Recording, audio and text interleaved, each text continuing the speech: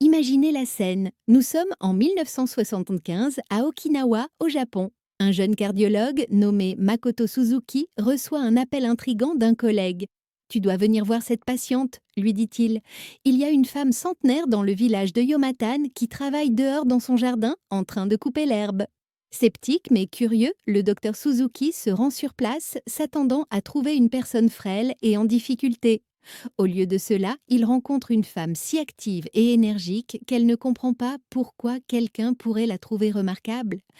Cette seule rencontre a déclenché une fascination qui allait occuper les 5 décennies suivantes de sa vie, conduisant à des découvertes sur la santé humaine et la longévité qui continuent de transformer notre compréhension du vieillissement. Alors que le docteur Suzuki commençait ses recherches sur ces personnes âgées remarquables à Okinawa, un autre scientifique japonais faisait des observations qui lui valurent finalement le prix Nobel.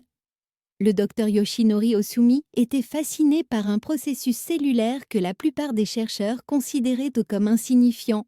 Il étudiait la façon dont les cellules semblent parfois consommer leurs propres composants, un phénomène qui semblait n'être rien de plus qu'un simple processus d'entretien. Mais Osumi soupçonnait qu'il se passait quelque chose de plus important, quelque chose qui pourrait révéler des secrets fondamentaux sur la santé cellulaire et la longévité. Ce que ces chercheurs allaient découvrir, chacun à leur manière, c'est que notre corps possède des mécanismes d'autoréparation remarquables que la plupart d'entre nous n'activons jamais pleinement. Aujourd'hui, je voudrais vous faire part de ce que des décennies de recherche ont révélé sur ces processus et comment leur compréhension pourrait nous aider à vivre plus longtemps et en meilleure santé. Mais pour apprécier ces découvertes, nous devons revenir à ce moment où le docteur Osumi a aperçu pour la première fois quelque chose d'extraordinaire à travers son microscope. C'était en 1988 et le docteur Osumi travaillait sur des cellules de levure dans son laboratoire. Depuis des mois, il cherchait à comprendre pourquoi les cellules semblaient parfois décomposer leurs propres composants. Ses collègues pensaient qu'il s'engageait dans une voie sans issue. Ce n'est que l'élimination des déchets cellulaires, lui disait-il.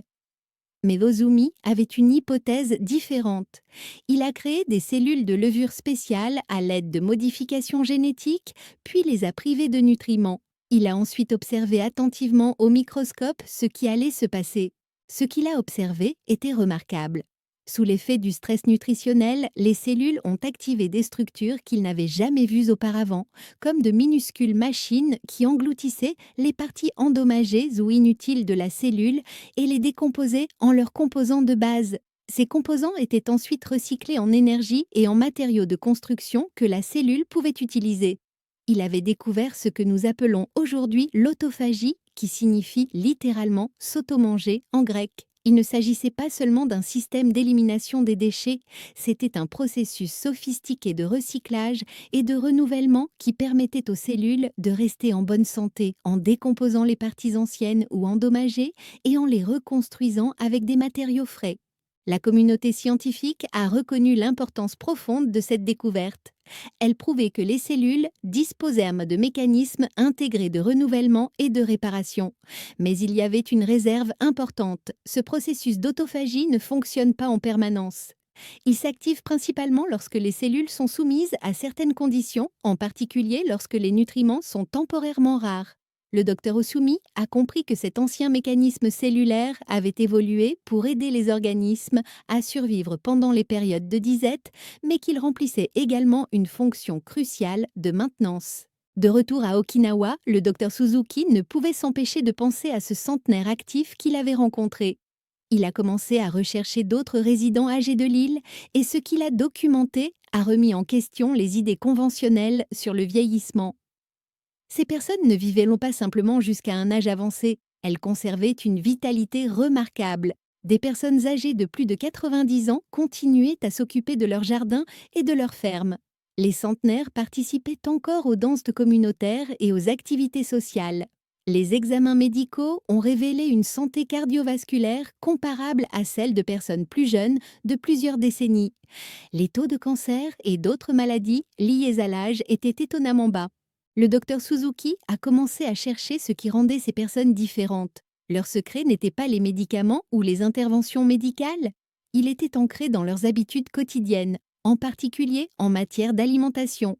Il a découvert qu'elle suivait un enseignement confucéen traditionnel appelé Arahachibu, qui signifie manger jusqu'à ce que vous soyez rassasié à 8 parts. Avant et pendant les repas, il se rappelait consciemment d'arrêter de manger lorsqu'il se sentait rassasié à environ 80% sans être complètement repu ou gavé, juste agréablement satisfait. Cette pratique peut sembler simple, mais le docteur Suzuki a commencé à comprendre ses implications profondes. En s'arrêtant systématiquement avant de se sentir complètement rassasiés, ces centenaires créaient dans leur corps des conditions propices à la santé cellulaire et au processus de réparation. Leurs cellules recevaient une alimentation adéquate, mais n'étaient pas submergées par un excès constant. Ce schéma créait des périodes pendant lesquelles les cellules pouvaient passer du traitement des nutriments entrants à des activités d'entretien et de réparation. Considérez vos cellules comme une usine. Lorsque vous consommez continuellement de la nourriture, en particulier en grande quantité, le mécanisme cellulaire reste concentré sur le traitement et le stockage des nutriments entrants. Il y a peu de possibilités pour les travaux d'entretien.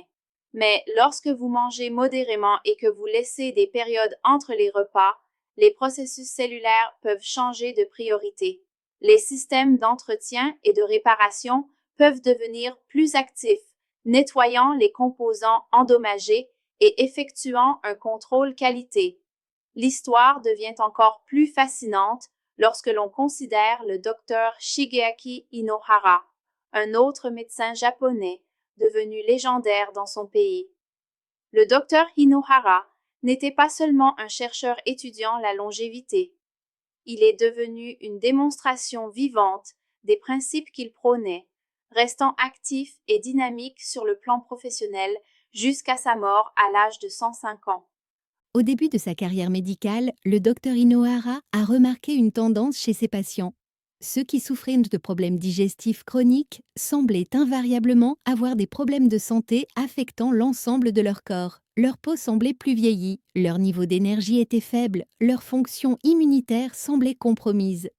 Cette observation l'a conduit à une prise de conscience qui allait façonner son approche de la santé. La santé du système digestif semblait être intimement liée au bien-être général. Le docteur Inohara a développé ce qu'il appelait son protocole de santé personnelle, qui n'était ni compliqué ni extrême. Il prenait généralement un petit déjeuner léger, un déjeuner modeste, et réservait son repas principal pour le dîner. L'élément clé était le timing. Il terminait son repas du soir à 6 heures et ne mangeait plus jusqu'à 10 heures le lendemain matin. Cela créait une fenêtre de 16 heures pendant laquelle son système digestif et son corps pouvaient se concentrer sur d'autres processus que la digestion et le traitement des aliments. Les résultats qu'il a personnellement constatés étaient frappants. À 100 ans, le docteur Inohara continuait d'exercer activement la médecine. À 102 ans, il voyageait à l'étranger pour donner des conférences. Il travaillait de longues heures et disait se sentir plus énergique que beaucoup de personnes 2 fois plus jeunes que lui. Lorsqu'on l'interrogeait sur son approche, il expliquait qu'il donnait chaque nuit à son corps le temps d'effectuer son travail naturel d'entretien et de réparation. Pendant ce temps, le docteur Hiromi Shinya faisait des observations qui allaient influencer la réflexion sur la santé digestive. Ce médecin américano-japonais avait mis au point de nouvelles techniques pour examiner l'intérieur du tube digestif et, pendant plus de 30 ans, il a examiné le côlon de plus de 300 000 personnes. Ces observations ont fourni des informations fascinantes sur la façon dont l'alimentation et les habitudes alimentaires affectent la santé digestive. Le docteur Shinya a remarqué des tendances claires. Les personnes qui consommaient beaucoup d'aliments transformés, de viande rouge et de produits laitiers avaient tendance à présenter davantage de signes de stress et de lésions au niveau du tube digestif. En revanche, celles qui suivaient un régime alimentaire japonais traditionnel, riche en légumes, en poissons et en aliments fermentés, avaient généralement un tube digestif en meilleure santé. Mais il a remarqué autre chose de particulièrement intéressant. Les personnes dont le système digestif était le plus sain étaient souvent celles qui déclaraient accorder régulièrement à leur système digestif de longues pauses dans le traitement des aliments, Ces personnes ne suivaient pas de protocoles alimentaires complexes et ne prenaient pas de nombreux compléments alimentaires. Elles mangeaient simplement leur nourriture quotidienne dans un laps de temps réduit, puis s'accordaient de longues périodes, souvent de 14 à 16 heures, pendant lesquelles elles ne consommaient aucune calorie. Le docteur Chinya a émis l'hypothèse que ce schéma permettait aux cellules qui tapissent le tube digestif de se régénérer. Cela donnait au foie l'occasion d'exercer ses fonctions de détoxification et d'entretien. L'ensemble du corps pouvait ainsi passer plus complètement en mode réparation. Nous pouvons maintenant voir comment ces découvertes indépendantes convergent vers quelque chose de pratiquement utile. Les recherches du docteur Osumi, récompensées par le prix Nobel, ont révélé que l'autophagie, ce processus de nettoyage et de réparation cellulaire, ne s'active pas de manière aléatoire. Elle devient plus active dans des conditions spécifiques, en particulier pendant de longues périodes sans apport alimentaire. Mais le moment choisi était plus nuancé que beaucoup de gens ne le pensent. Si les processus de réparation cellulaire se produisent pendant le sommeil, l'activation la plus intense de l'autophagie a tendance à se produire dans les dernières phases du jeûne, généralement après 12 à 16 heures sans nourriture. C'est à ce moment-là que les équipes de nettoyage cellulaire, pour ainsi dire, commencent leur travail le plus approfondi. Elles identifient les protéines et les organites endommagés, les décomposent et recyclent leurs composants. Les cellules se renouvellent essentiellement de l'intérieur. C'est là que réside le défi des habitudes alimentaires modernes typiques. La plupart des gens prennent leur dernier repas ou leur dernière collation tard dans la soirée, dorment 7 ou 8 heures, puis prennent immédiatement leur petit déjeuner. Ce rythme ne permet jamais au corps d'entrer dans cet état de réparation cellulaire plus profond. C'est comme si l'on demandait constamment à une équipe d'entretien d'arrêter son travail parce que de nouvelles livraisons continuent d'arriver. Le nettoyage n'atteint jamais son plein potentiel. Les centenaires d'Okinawa étudiés par le Dr Suzuki avaient découvert un modèle différent. Leurs habitudes alimentaires créaient naturellement des périodes plus longues entre leur dernier repas et leur premier repas du lendemain, parfois de 16 à 18 heures. Pendant cette période prolongée, leurs cellules ne se contentaient pas de survivre grâce à l'énergie stockée. Elles s'engageaient activement dans la réparation, le renouvellement et l'optimisation. Le docteur Suzuki a fait d'autres observations sur ce que ces centenaires mangeaient et pas seulement sur le moment où ils mangeaient. Le régime alimentaire des habitants d'Okinawa différait considérablement du régime alimentaire japonais typique sur certains points essentiels. Alors que la plupart des Japonais consommaient principalement du riz blanc, les habitants d'Okinawa basèrent leur alimentation sur les patates douces violettes. Il ne s'agissait pas d'une tradition fortuite, ces patates douces ont des propriétés qui semblent favoriser la santé métabolique.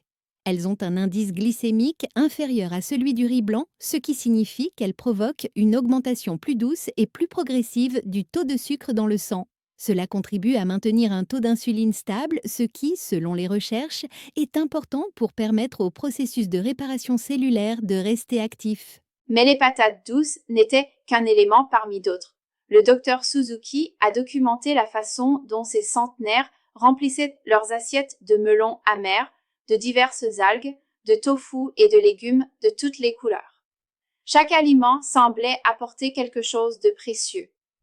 Le melon amer, par exemple, a été étudié pour ses effets potentiels sur la régulation de la glycémie. Les algues fournissaient des minéraux, notamment de l'iode, important pour la fonction thyroïdienne et le métabolisme global. Les légumes colorés apportaient un large éventail de phytonutriments et d'antioxydants qui, selon les recherches, pourraient protéger les cellules pendant les processus de réparation et de renouvellement. Voici un détail que beaucoup négligent.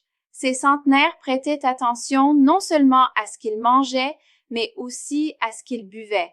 Le docteur Suzuki a observé que bon nombre de ces sujets les plus en bonne santé avaient des rituels quotidiens autour du thé qui pouvaient durer des heures. Il ne s'agissait pas seulement de détente ou de relations sociales, même si ces éléments étaient importants. Les thés qu'il choisissait, notamment le thé au jasmin, le thé vert et des mélanges spéciaux d'Okinawa, contenaient des composés qui, selon des recherches en laboratoire, pourraient favoriser la santé cellulaire. Le thé vert, par exemple, contient des polyphénols qui ont été étudiés pour leurs effets protecteurs potentiels sur les cellules. Il est intéressant de noter que le rituel consistant à siroter lentement du thé tout au long de la journée pouvait avoir une autre fonction. Lorsque vous buvez du thé en pleine conscience, vous êtes moins susceptible de grignoter sans réfléchir. Cette pratique traditionnelle les a peut-être aidés à maintenir naturellement ces périodes bénéfiques entre les repas. Le docteur Inohara abordait son premier repas de la journée d'une manière spécifique. Plutôt que de prendre un petit déjeuner copieux, il commençait par un jus de légumes frais, souvent de carottes ou de pommes, auquel il ajoutait une cuillère à soupe d'huile d'olive. Ce n'était pas arbitraire. L'huile d'olive ralentissait l'absorption des sucres naturels du jus, empêchant ainsi les pics rapides de glycémie et d'insuline. Les légumes apportaient des nutriments sans surcharger un système digestif qui avait jeûné toute la nuit. Mais voici le détail crucial. Il ne buvait qu'un demi-verre, puis attendait 20 minutes avant de consommer quoi que ce soit de solide. Cela permettait à son corps de passer progressivement de l'état de jeûne à l'état de satiété, maximisant ainsi les bienfaits des deux phases. Ce que le docteur Suzuki, le docteur Inohara et le docteur Shinya ont tous reconnu, chacun à travers leurs différents axes de recherche, c'est que le timing joue un rôle crucial dans la santé.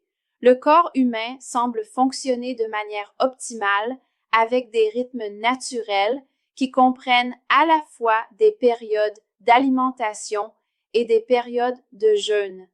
Lorsque nous perturbons ces rythmes par une alimentation constante, nous risquons d'interférer avec les systèmes de maintien qui ont évolué pour nous garder en bonne santé. Le schéma observé par ces chercheurs chez les individus les plus en bonne santé était cohérent. Ils terminaient leur dernier repas vers 6 ou 7 heures du soir. Ils allaient se coucher sans se sentir trop rassasiés. Ils se réveillaient et attendaient au moins 12 heures, souvent près de 16 heures, avant de prendre leur premier repas substantiel de la journée. Pendant cette période, les recherches suggèrent que les processus de réparation et de renouvellement cellulaire peuvent non être fonctionner plus pleinement, réparant les dommages, éliminant les déchets et reconstruisant littéralement les composants cellulaires. Ce qui différencie cette approche des régimes à la mode basés sur le jeûne, c'est la philosophie qui la sous-tend. Il ne s'agit pas d'une restriction ou d'une privation extrême. Il s'agit de travailler en harmonie avec les rythmes naturels du corps, des schémas que les humains ont suivis pendant la majeure partie de leur histoire évolutive, lorsque la nourriture n'était pas disponible en permanence. Voici une observation qui donne à réfléchir, tirée des recherches plus récentes du Dr Suzuki. Les jeunes générations d'Okinawa perdent l'avantage de longévité dont bénéficiaient leurs grands-parents. À mesure qu'ils adoptent des habitudes alimentaires plus occidentales, notamment les aliments transformés, les collations fréquentes et les repas tardifs, leur état de santé devient similaire à celui observé dans les pays occidentaux. Cela suggère fortement que la génétique seule ne suffit pas à expliquer la longévité exceptionnelle des Okinawais âgés. Des comportements spécifiques liés au mode de vie semblent être le facteur clé. Lorsque ces comportements changent, les résultats changent en conséquence. Mais cela donne aussi de l'espoir. Si l'adoption de certaines habitudes peut réduire la longévité, alors l'adoption d'autres habitudes pourrait la restaurer. Les systèmes de réparation cellulaire de votre corps sont présents et fonctionnels. Ils attendent simplement les conditions propices pour s'activer pleinement. Comment mettre en pratique cette sagesse ? Sur la base de décennies de recherches menées par ces scientifiques pionniers, voici une approche progressive que vous pourriez envisager, toujours en consultation avec votre médecin, surtout si vous souffrez déjà de problèmes de santé. Commencez par mettre en pratique le concept de Hara Hachibu qui consiste à manger jusqu'à ce que vous vous sentiez rassasié à environ 80%. À chaque repas, faites une pause à mi-chemin et évaluez votre état. Vous devez viser une sensation de satisfaction sans être trop rassasié, de contentement sans vous sentir somnolent ou mal à l'aise. Il ne s'agit pas d'une mesure précise, mais plutôt de développer une conscience des signaux de votre corps. Ensuite, envisagez d'allonger progressivement le délai entre votre dernier repas de la journée et votre premier repas du lendemain. Vous pouvez commencer par 12 heures. Si vous terminez votre dîner à 7 heures du soir, vous ne mangerez pas avant 7 heures le lendemain matin. Une fois que vous vous sentirez à l'aise, vous pourrez passer à 14 heures, puis éventuellement à 16 heures, si cela vous convient. Cette approche progressive permet à votre corps de s'adapter. Transformez votre routine matinale de manière réfléchie. Au lieu de manger immédiatement des aliments solides au réveil, vous pouvez commencer par un jus de légumes frais ou une tisane. Attendez 15 à 20 minutes afin de permettre à votre corps de sortir en douceur de son état de jeûne nocturne. Prenez ensuite un repas riche en nutriments, composé principalement de légumes, de graisses saines et de protéines de qualité. Lorsque vous prenez votre repas principal, suivant le modèle d'Okinawa, faites-en une célébration de plats colorés et complets. Pensez aux patates douces douces datunes violettes, aux légumes verts à feuilles, aux algues si vous les appréciez, au tofu et à des quantités modérées de poissons ou d'autres protéines. Assaisonnez avec des épices anti-inflammatoires comme le curcuma et le gingembre. Elles ne sont pas seulement savoureuses, des recherches suggèrent qu'elles peuvent favoriser la santé cellulaire. Que pourriez-vous remarquer à mesure que votre corps s'adapte à ses habitudes? D'après les recherches et les observations de ces scientifiques, les changements se produisent souvent par phase. Au cours de la première semaine, de nombreuses personnes rapportent une amélioration de leur énergie, en particulier l'après-midi, alors qu'elles se sentaient auparavant léthargiques. Le sommeil s'approfondit souvent à mesure que le corps s'adapte à des rythmes plus naturels. Au cours des semaines suivantes, la clarté mentale s'améliore fréquemment. Le brouillard mental que beaucoup de gens ressentent l'après-midi peut s'atténuer. La peau paraît souvent plus claire et plus éclatante. Certaines personnes remarquent que leurs vêtements leur vont différemment, même sans changement de poids significatif, car leur corps devient plus efficace sur le plan métabolique. Au fil des mois, ces bienfaits s'intensifient souvent. La fonction immunitaire peut se renforcer, comme en témoigne la diminution des maladies bénignes. Les douleurs chroniques mineures disparaissent plus parfois.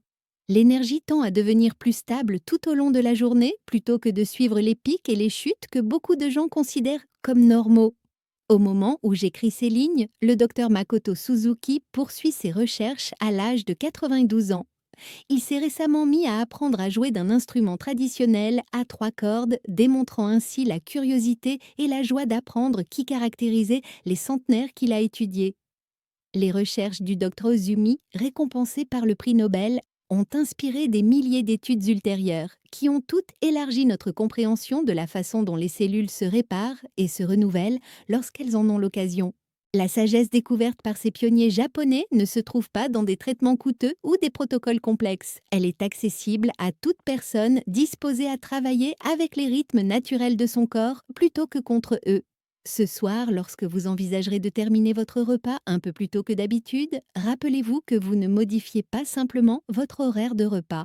Vous réveillez potentiellement des processus de réparation et de renouvellement qui ont peut-être été sous-utilisés pendant des années. Vous vous connectez à une tradition de santé et de longévité qui remonte à plusieurs générations de personnes parmi les plus âgées au monde. Votre cheminement vers une meilleure santé commence par des choix simples en donnant à votre corps le temps et les conditions dont il a besoin pour se maintenir et se réparer. Les résultats, comme en témoignent des milliers de centenaires en bonne santé, peuvent être vraiment remarquables. Votre corps possède des capacités extraordinaires d'auto-renouvellement et de réparation. Ces mécanismes ont évolué au cours de millions d'années pour nous maintenir en bonne santé et résilients. Ils sont intégrés dans chacune de vos cellules. Tout ce dont ils ont besoin, ce sont les conditions adéquates pour exprimer pleinement leur potentiel. En comprenant et en travaillant avec ces processus naturels, vous ne luttez pas contre votre biologie. Vous lui permettez enfin de fonctionner comme elle a été conçue pour le faire en soutenant votre santé et votre vitalité pour les années à venir.